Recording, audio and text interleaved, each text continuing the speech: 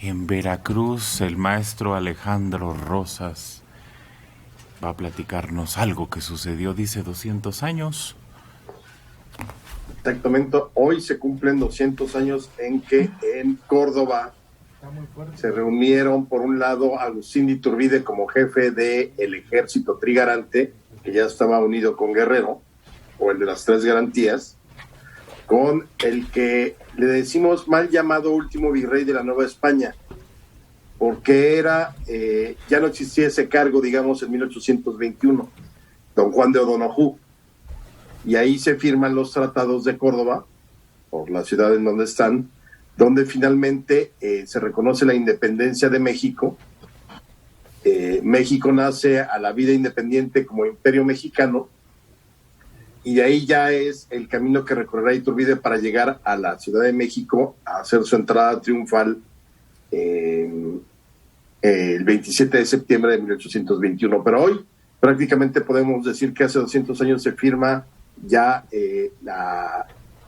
digamos, el reconocimiento a la independencia de México, aunque, hay que decirlo, lo que firma O'Donoghue no lo reconoció el rey de España y nos tardamos otros 15 años hasta que lo reconocieran. Pero esas son peccata minuta. Parece. No, que todavía nos invadieron otra vez. Claro. Sí, parece que como lo firmó y no tenía autoridad, lo mandaron por un tubo. No le hicieron caso, ni en España, aquí también, ¿no? Creo que lo tuvieron que mandar a la capital para que le dieran autorización. Aquí sí, o sea, digamos que entró prácticamente de inmediato, porque cuando ya llegan a la capital, Novela, que era el general en jefe de las fuerzas realistas, las últimas que quedaban, finalmente sí reconoce la autoridad de O'Donoghue. Lo que pasa es que obviamente O'Donoghue no traía la facultad de conceder la independencia, pero O'Donoghue había sido enemigo del rey de España, Fernando VII. Entonces sí viene bien con los cargos necesarios y todo, pero España a la mera hora dijo, no, yo no reconozco su independencia. Pero México empezó a funcionar ya como país independiente desde 2 semanas después, o sea, ya nombra su gobierno, la regencia, el Congreso, todo lo que era un país independiente, pero sí, España se resistió, por ejemplo, a entregar San Juan de Ulúa, que siguió bombardeando Veracruz hasta 1825, y luego en 1829 hubo un intento de reconquista que fracasó. Pero podemos decir sin lugar a dudas que desde el 24 de agosto de 1821 ya México se consideró a sí mismo, o al menos las autoridades de ese momento, los criollos, se consideraron a sí mismos como un país independiente y heredaba todo lo que había sido de la Nueva España, que eran 4.400.000 kilómetros cuadrados aproximadamente. Queda Iturbide, que luego se pelea con Santana también, ¿no? Sí, pero además es muy chistoso porque, no chistoso, sino pues muy a la mexicana. El plan de los tratados de Córdoba dice que le van a ofrecer la corona primero a Fernando VII, y si no lo acepta él, entonces una línea sucesoria de la casa de reinante de los Borbones, que son los que están gobernando España, que si el sobrino, que si el hijo, que si el primo, y si nadie de ellos quieren, y ahí metió su cláusula Iturbide, el que las Cortes mexicanas designen, y el que las Cortes mexicanas designan iba a ser Iturbide unos meses después. Claro. Pero ahí te das cuenta de lo ciego que era el Fernando VII, el gobierno español. Totalmente. Capaz que les toma la palabra. ¿Qué pasa? Exacto. Bueno, hubiera mandado a alguien. Claro, sí. Hubiera pasado lo que en Brasil, la búsqueda era tener algo como Brasil. Exactamente. Y eso benefició mucho a Portugal. Pero es que hubiera habido orden, porque no se calmaron las cosas, como dice Alejandro, a pesar de que se nombraron los poderes. Ay, seguían peleándose entre ellos.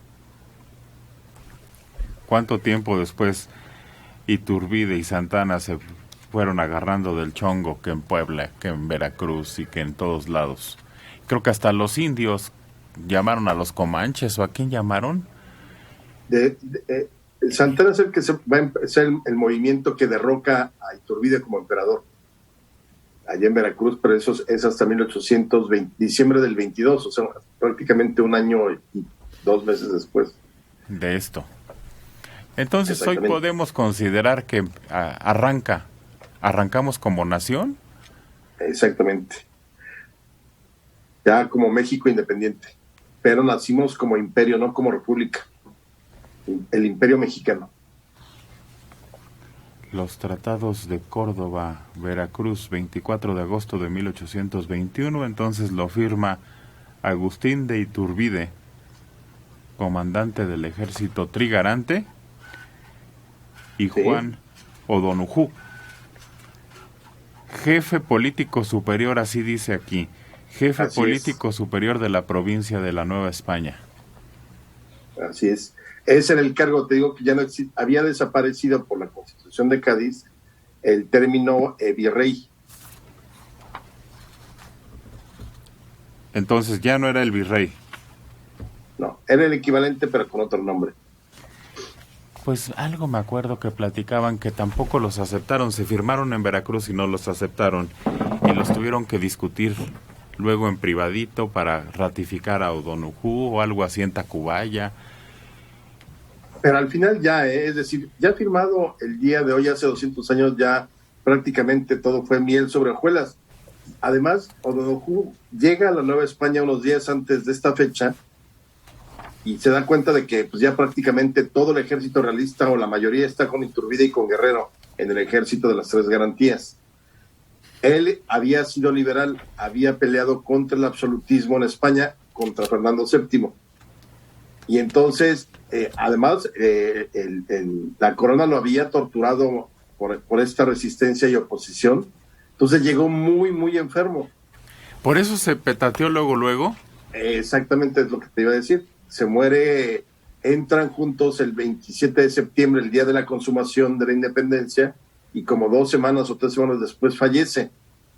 Sus restos, al parecer, los ponen en la capilla la capilla de los Reyes, el altar de los Reyes, detrás del altar de los Reyes, en la catedral. Y en 1836, cuando muere el presidente Barragán, que está en las exequias, se lo roban. Entonces ya nadie sabe dónde quedó O'Donoghue. Achis, ¿y para qué se los robarían?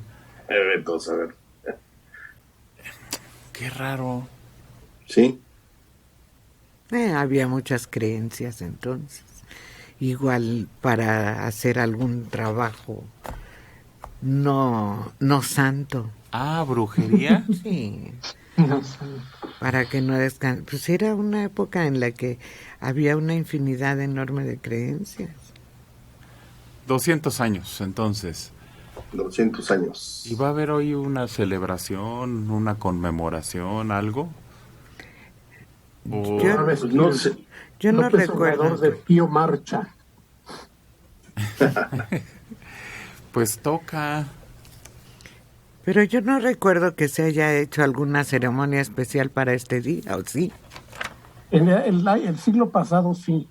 Es decir, el centenario, claro que hubo festejos muy importantes. Obregón le dio mucha importancia. Francisco Estrada pregunta, ¿llegará el día en que se reivindique la figura histórica de Agustín de Iturbide? Es cuestión también de madurez como sociedad, porque así que digan qué terrible villano fue, pues en general nadie se salva en la historia de México, porque los personajes son de claroscuros. O sea, no hay el santo patrono de la historia de México, y ni todos eran correctos o todos hicieron lo correcto, sino tuvieron sus flaquezas, sus momentos de duda. O sea, yo no lo veo como el personaje que tendría que seguir exiliado, digamos, del resto de los personajes de la independencia, porque al final, pues él, junto con Guerrero, la terminan, para bien y para mal. Supo hablarle bonito a quien tenía que hablarle bonito en esos días para tratar de unir fuerzas, y lo logró. Entonces, pero por ahí decía Francisco Bulnes, un historiador de principios del siglo XX del Porfiriato, que ojalá para el 2110 ya se reconozca a Iturbide, imagínense. Se va a tardar un poquito todavía. Pero es una figura muy incómoda para este gobierno, porque Iturbide era fifí. Pero Iturbide es reconocido esporádicamente. Cuando sube un gobierno conservador a México, se le reconoce, parece, reintegran algún tipo de méritos, ¿no? Porfirio Díaz, que era liberal, sin embargo lo aceptó bastante. Pero ya después de la revolución ya no. Ya no ha habido. Ni siquiera los panistas que podían haberlo hecho. Sí, nadie lo reconoció. Por cierto que allí se está distribuyendo una foto del director del Centro Nacional de Inteligencia, Audomaro Martínez. Es que dicen que se sumó a una lista pequeña, pero de grandes personalidades que han sido fotografiados por David Ross. Solo que es que ahorita que están platicando me acordé, porque las imágenes de Iturbide y de Santana son así, ¿no? Con un uniforme de mucha gala. Siempre, sí. Con mucha categoría, como muy elegantes, como miembros de la realeza. Pues así Audomaro Martínez, paisano del presidente, fue fotografiado con su guerrera color marfil fundida sobre un fondo negro, luciendo sus cordones y botonadura dorada, así como las palas de gala con las 3 estrellas bordadas correspondientes a su grado militar. Hagan de cuenta Iturbide, Santana, todos esos guerreros, así se fotografió este hombre, Audomaro Martínez, con su uniforme. ¿Y no lo irán a regañar? ¿O le dijeron qué padre foto? No, pues sí, se va a mandar a hacer un retratote de 3 metros por 3 metros para ponerlo arriba de su oficina, como hace poquito decíamos en la película de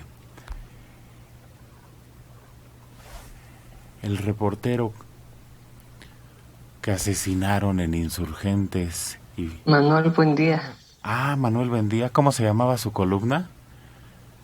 Red pública. No, pública, no. No. Red privada. Eso. Red privada. Entrevistan a uno y atrás está su retratote. Así general. Luego. ¿Qué eso no es de fifís? Que esto no es tampoco falta de lo que está presumiendo este gobierno, que es austeridad. Ajá. Bueno, con su foto, de acuerdo a la página del fotógrafo, se suma a una colección. El militar mira risueño y relajado, luciendo sus condecoraciones por 45 años de servicio. Entre los retratados, para que vean quiénes son las figuras, están Ernesto Zedillo y Vicente Fox, José Antonio Meade y Ricardo Anaya, así como Carlos Slim y Diego Fernández de Ceballos. Son algunas de las figuras, porque solo retrata gente de altos vuelos. Un mensaje dice: qué bonito explica Alejandro Rosas. ¿Cómo no me diste clases de historia? Pero los puede tomar a través de mis libros. No, pero no es lo mismo, fíjate. Sí, porque entonces te imaginas cómo te voy leyendo.